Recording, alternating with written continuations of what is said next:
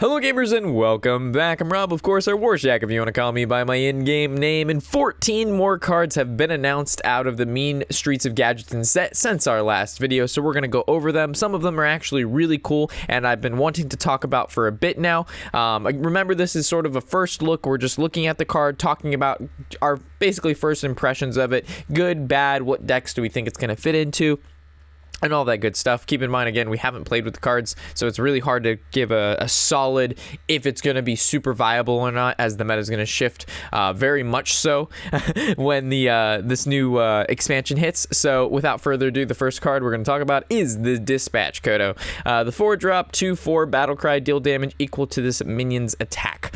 So as we know, a very common theme we've seen is cards that buff cards that are in our hand, right? You play it, it's either a battle cry, or if it stays on the field, or it's even a death rattle, give a card in your hand +1/+1, +2/+2. So obviously this is going to kind of follow that same line of this card becomes better the longer it sits in your hand, because the deal damage equal to this minion's attack when it gets summoned. You know, if it gets +2/+2, it's going to be able to deal 4 damage when it comes down, and it's going to be a 4/6 for only 4 mana. So there's definitely, I think this card is good. It also counts as a beast. It's only a rare, so it's actually not that hard to get a hold of for those of you wanting to build a beast hunter deck.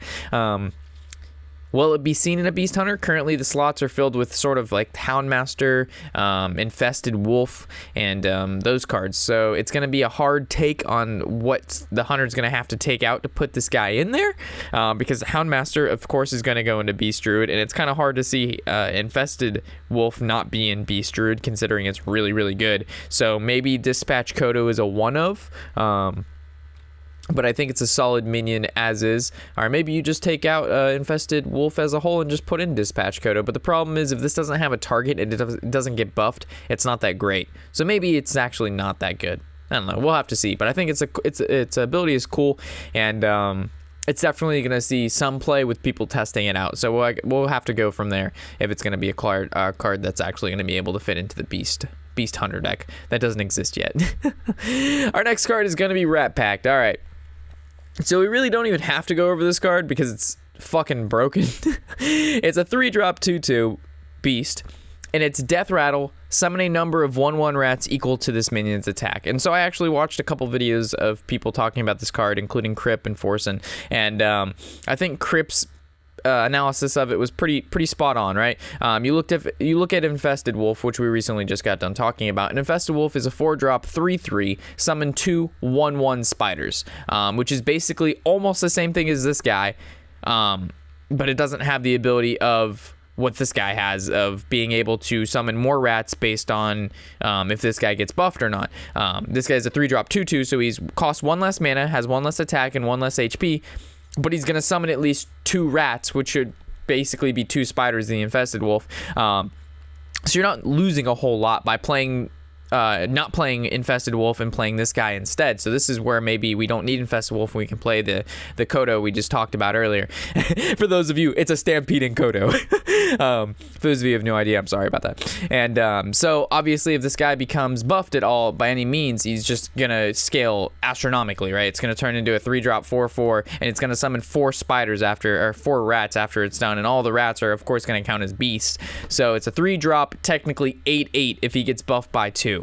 Which is absolutely insane. So this is definitely going to be almost an auto include, I think, in almost any Hunter deck, right? Like, even if he's not found in just Beast Hunter or the Hunter deck that has the I don't know what they're gonna call it yet, but the hand buffing cards. Like this guy, even if you Houndmaster him, because it's a Death Rattle and it's not a battle cry, he doesn't actually have to receive the bonuses until he dies, which means it can be buffed afterwards with cards, like I said, like Houndmaster. So this card is incredibly powerful, and I honestly really just don't like them printing cards like this because they're not fun or interactive. The card is just good. There's no situation at which this card is not good in. It's just good, period. And if you don't have it, you're at a disadvantage. While cards like the Kodo, which we just went over, like, this card is good in some situations, not good in some situations, but if you have cards in your deck that synergize well with it, the card becomes better. But a card like this is always going to be good, and there's no punishment for it not being the right situation for it to be viable. It's just always viable, which I don't think is healthy, but that's just my opinion. The next one is going to be the Hunter Legendary. It's the 5-drop 3/7 Knuckles. He's a beast, of course. He looks pretty good. He's swagged out for sure. And after this attacks a minion, it also hits the enemy hero. So it basically has trample, right? Which is an effect that we actually talked about in our theory crafting cards not so long ago. Trample's found in a lot of other card games, so it was just a matter of time before they introduced some form of, attack this minion, but the attack's still going to go through to the face, whether it be the damage left over from that minion's HP from the minion that attacks from the minion that attacks its attack versus the HP of the minion that it did attack, whether it's the leftover or just the whole attack is a lump sum like this guy. Definitely a cool ability. Will it see play? So we'll take a look at the Hunter 5-drops. We got like Stranglethorn, and that's the only thing that comes to mind, right? Most of the time, Hunters, they can get away with playing a 4-drop on 5 because their 4-drops are so powerful. 3-drop 7, if this was a 4/6, I think it might be a little better, but 3 attack is so low that it's going to have a really hard time dealing with really anything, right? Like what are you aiming to kill with this? It can't even kill a totem golem. So, and on top of that, it says after this attacks, which means it's not, if a minion attacks it won't trigger as well. So this actually has to attack. I think it's not, I don't know, it's hard to say. I think it's a cool card. I think that it's about time they introduce trample. I'm sure it will be played, and I'm sure people will test it, but is it going to be super viable? Not really sure. 5 mana is a huge price to pay for only 3 attack. It does have 7 HP, but the problem is if our opponent attacks into it, we don't actually gain anything from it. And it only has 3 attacks, so you can guarantee 2 attacks, this guy is dead, or just 1 CC spell. And you're not really getting any benefit off the bat other than just being able to trample something for only 3 damage. So, yeah, we'll have to see. I believe Paladin is... Oh, Warrior's next. Okay, so we got the 4-drop 4/3. At the end of your turn, give a random minion in your hand +2/+2. This card is really, really good, in my opinion. First of all, Warriors don't have... I've mentioned this before in, I believe, our previous card review. We've gone over what makes Shaman so powerful is because they have cards that if they sit on the field... they just win, right? They have Thunder Bluff, Mana Tide Totem, Tunnel Trog. All of these cards, if you don't deal with them, like Ragnaros, they just gets worse and worse, right? But Warrior, Paladin, Priest, none of those classes have cards that if they stay on the field, they get more and more ahead, basically, unless they play like Ysera, Rag, things of that nature, but no class-specific cards. And this is, again, a Warrior class-specific card that says the end of your turn, you give a random minion in your hand +2/+2, and it's good that it says at the end, so you're going to be able to get this value immediately when you play it. So the second you end your turn, you're going to get the value out of it, which basically makes it a 4-drop 6/5, which is really good. The only problem is you have to have a minion in your hand. And as we know, Warrior is very popular for very limited minions and very high spells because they're sort of a fatigue deck. I wouldn't say fatigue, but a control deck, very oriented at getting your opponent to exhaust their resources. And it can do that through making 2-for-1 trades from spells. Not so much minions. But I think it's a good card, no doubt. I think it's going to be found in a lot of Warrior decks, in my opinion. Granted, it only has 3 HP, but if it sits on the field for longer than 2 turns and you have at least a minion in your hand, +4/+4 to a minion, or +2/+2 to each other minion, those are some heavy stats to have to deal with. So it kind of just adds to the cards that if it sits on the field for longer than a turn or 2, the game's going to be heavily favored in the person that the card lives from, which I think a lot of classes kind of need. And this isn't a card that you automatically win because it's sat on the field, right? Like Emperor Tharzan is a card that if you don't deal with it, the discounting of one card, every card in your opponent's hand by 1 is huge. But this guy, they have to have a minion, and if they only have 1 minion in their hand, it'll keep buffing it, and then you can still use a single target CC spell to remove it, right? It's not so much as like this sits on the field for 2 turns and you automatically lose. There's still definitely a comeback there, but it's just not, the best situation to be in. The next one's going to be an underwhelming Warrior weapon. Whenever I look at a 4-drop Warrior weapon, I just hope it's Death's Bite, because that is just the most broken weapon that they've ever created for Warrior besides War Axe. But even that, Death's Bite's still up there and how good it was. It's a 4, but it's just sad, right? Brass Knuckles 4-drop 2/3. After your hero attacks, give a random minion in your hand +1/+1. I don't see it. Like, yeah, it's cool. You know, it goes along with the whole +1/+1 thing. It has 3 durability, only has 2 attack, costs 4 mana to play. So it's kind of just like all this bling, and there's no ping. You got a lot of jewels, and it's just not that great. Not that great. The next one's going to be a Paladin card, the 1-drop Smuggler's Run. Give all your minions in your hand +1/+1. Very, very familiar, or not very familiar, but very similar to sort of the Druid card we went over, right? I don't remember the name of it. It's like something Lotus, I believe. It's the 1-drop. Give all your minions on the field +1/+1. So this is all the minions in your hand +1/+1, and I think minions in your hand +1/+1 is definitely weaker than on the field. So I would definitely rate this as a much lower card than the other card, the Druid card that we had gone over, something Lotus. I don't remember the name because it's new. We'll know it once the cards come out. We'll have to memorize them all. But for now, we can still play that it's a new card. Obviously, because of the picture, Murloc, so maybe it goes into Murloc Paladin. I don't know. I don't really like this card at all, though, to be honest. The Grimstreet Protector, the 7-drop 6/6. All right, so it fills that 7-drop slot. 8-drop is currently filled by Ragnaros and Tyrion. The 6-drop is Ivory Knight, Sylvanas, Trueheart, things of that nature. So the 7-drop is kind of a blankness for the Paladins, besides what the Guardian of the Kings, which is the 5/6 heal for 6 or something like that, not played. So this guy is a 6/6 with Taunt. All right, Battlecry, give adjacent minions Divine Shield.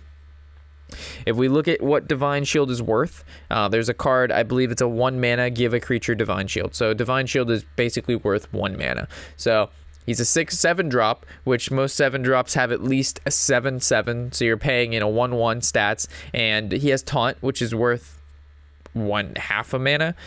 So, I mean, he's okay, but there's requirements to him, right? You have to, first of all, have creatures. And maximizing, you have to have 2 creatures on either side of this guy. So I think he's okay for like the budget player playing Hearthstone, right? Because he's a rare. If you play him, you can get a lot of value. Could work out in your favor. And even if you don't have, you know, let's say you only have 1 minion, he still has Taunt. So your opponent's going to have to attack into him and deal with him somehow. Currently, Paladins, again, 7 drops aren't their best drop. So a 7-drop creature that potentially can do something pretty good. You know what? It's not too bad. I think in Arena it's going to be pretty nice. But in actual play, will it end up in a tier 1 Paladin deck? Probably not. All right, so we're moving on to our neutrals now, which the 2 ending neutrals are the ones I think we're going to talk about for a little bit. If something can come to mind right now, we're really tired. It was a long day. I'll leave it at that. So we have a 3-drop 4/3 with Taunt, Hired Gun. So it's basically just a vanilla with Taunt. It's a reverse stats from Spider Tank, but you have Taunt. This card is going to be really good in Arena. It doesn't actually belong to any particular class, right? So it's not going to be found in any sort of, if it was like a pirate, and then it'd be a, hell yeah, this goes into a pirate deck. And they probably wouldn't give it Taunt. They would give it like Enrage, like draw a card or something. I don't know. But that would be broken, right? Enrage, draw a card, and it's a 3/4/3. Hell yeah. Anyway, I think it's a good card. It's a good vanilla-based card, but it's not taking anything anywhere. Next one is kind of interesting, right? We have a 2-drop 2/1 Murloc. Battlecry, deal 1 damage. The Blowgill Sniper. Oh man, his flavor text is 1 shot 1 gill is what I think Reddit wanted it to be. That'd be super hilarious, but 1 shot 1 gill. You got me fucked up. Anyway, deal 1 damage. Battlecry. I think it's gonna be. So there's already a Murloc that's a 1-drop 2/1, right? So you're paying 1 mana to deal 1 damage. I don't think it's worth it because right now Priest has a 1 mana deal 2 damage and no one plays that. So I really don't think this is that great. There's already better 2 mana Murlocs, so I don't think this is actually that great. Sure, it's cool. He looks super cool. It's a fucking sniper that shoots a little dart. It's a Murloc. He's badass. But is it good? Nah. No, actually I take that back. He can fit into a Paladin deck because it has 1 HP. So it actually works out well with the Steward of Darkshire.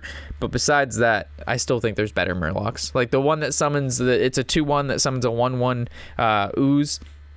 That one's better because it summons 2 Murlocs, or 2 creatures. They both have 1 HP. And if you have Darkshire Councilman out, I believe it's called, then it's going to give both of them Divine Shield, just instead of this one dude that only does 1 damage.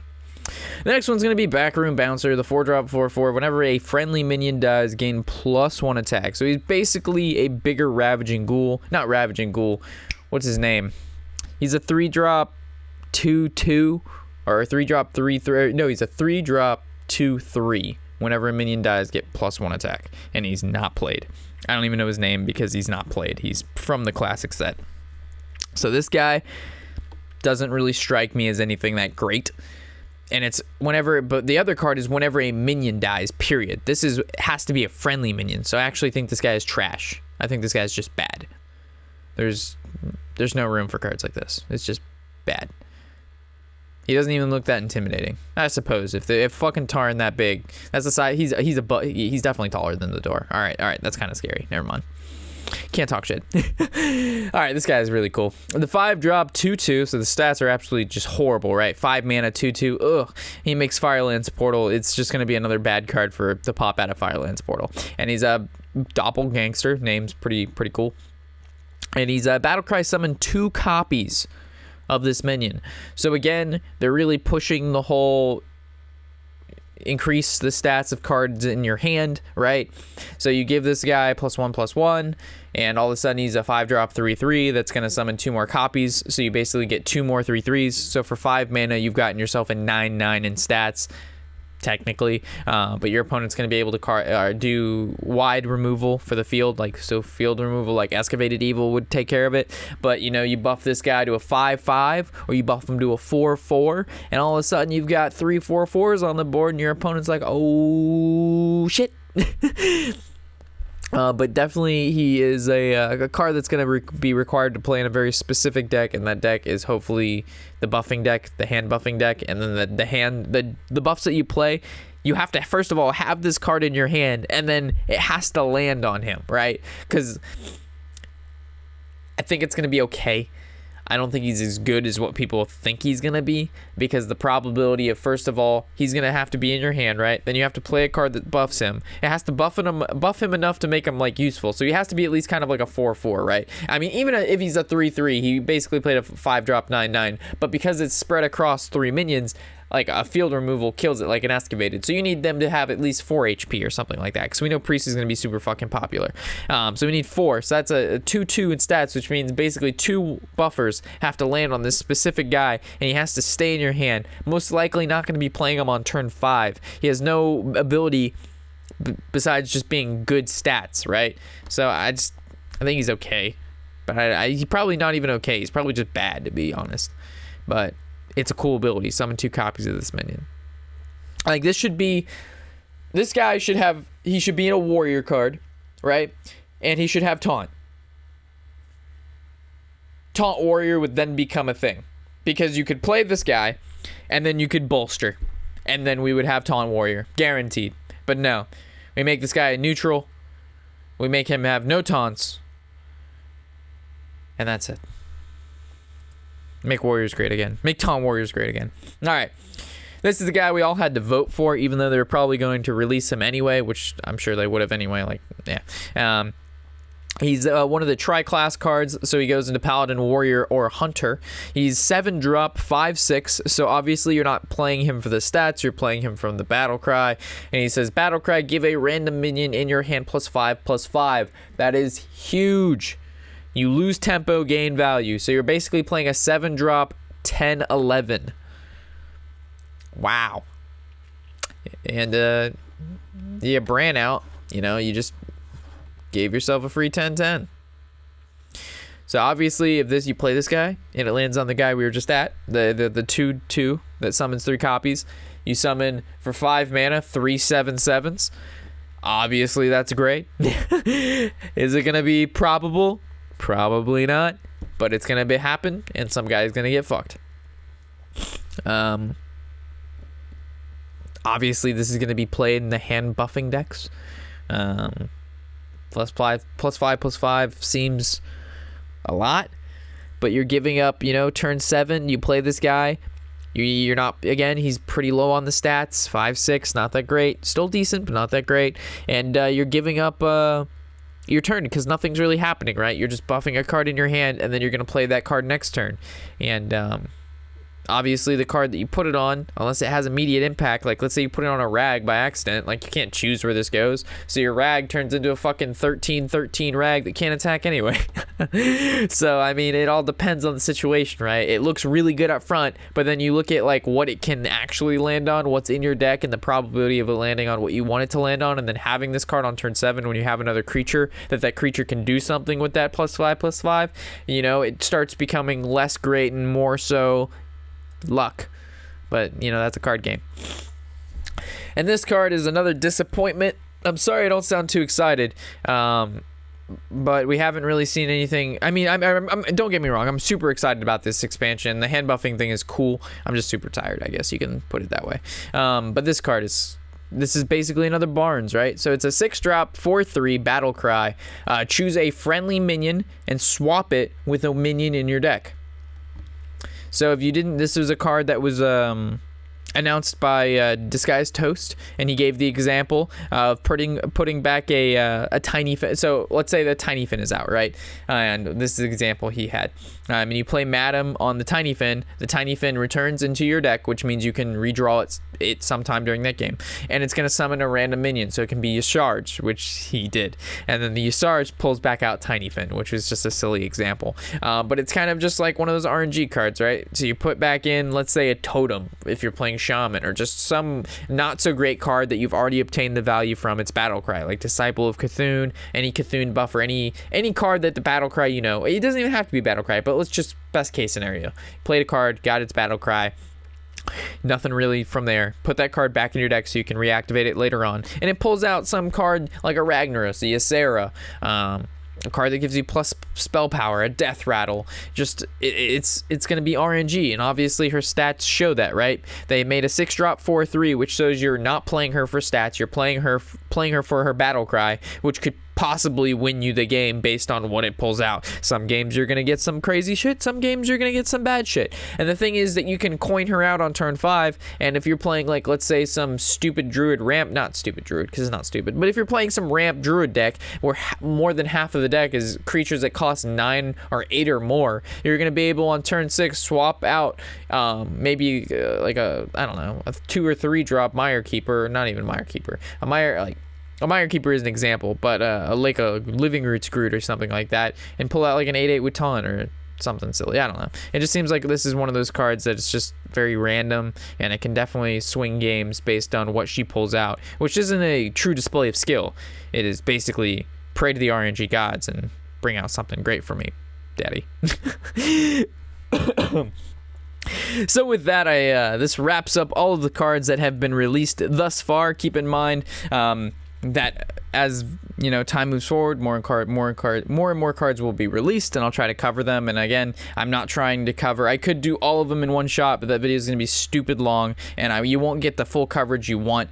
With the cards being, you know, we keep it from 10 to 20 cards, we're able to talk about each individual card for a little bit more time, really do, I wouldn't say an in-depth analysis, but we kind of can get some more thoughts out than doing 132 cards at one time. Like, that's just exhausting. So I think breaking it up and just doing, you know, 20-minute bits is the best thing for me personally, and you get it more, you know, you get an updated thing as cards are released, you get to see them all here. So with that said, hopefully you've enjoyed. Of course, I'm Warshack, and happy whatever the hell day it is.